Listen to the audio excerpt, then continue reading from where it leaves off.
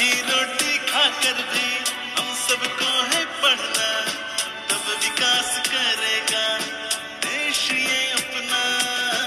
आधी रोटी खाकर भी हम सबको है पढ़ना, तब विकास करेगा देश ये अपना।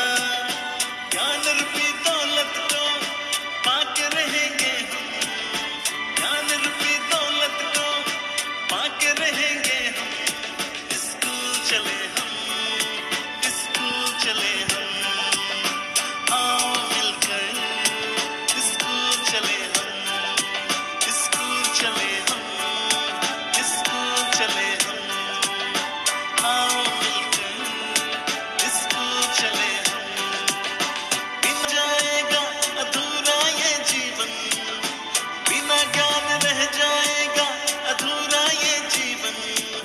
स्कूल चले हम, स्कूल चले हम, आओ मिलकर स्कूल चले हम। আম কেটা আছে, কল কেটা আছে, বিভিন্ন সুবিধাকে হেৰি আছে। আপোনালোকে কোনে পাঁচটা ছেভেনৰ পৰীক্ষা দিছে? ঠিক আছে, আছে ন? এতিয়া আমি ফ'ৰ ছেভেনৰ পৰীক্ষা পাতি এইখিনি বস্তু, এই বস্তুখিনি আটাইতকৈ সহজ বস্তু আপোনালোকে শিকিব পাৰিব। আৰু তাৰ লগতে আপোনালোকৰ যিখিনি বেংকৰ বস্তু শিকিব লগা আছে, ধৰক বেংকৰ কাগজ কেনেকৈ লিখিব লাগে ইয়াত দিয়া আছে, কিন্তু ইয়াতে এইটো ভালকে আপোনালোকে ধৰিব নোৱাৰিব। সেইকাৰণে মই অনুৰোধ কৰিম, আমাৰ বাইদেউ আছে বা আমাৰ কেতিয়াবা যায় বেংকলৈ, তেতিয়া এখন এক্সট্ৰা শ্লিপ লৈ আহিব।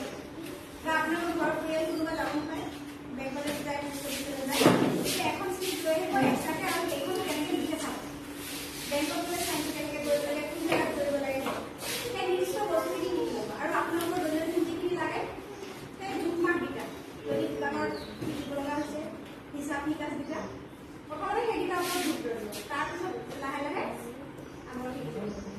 আৰু এইটো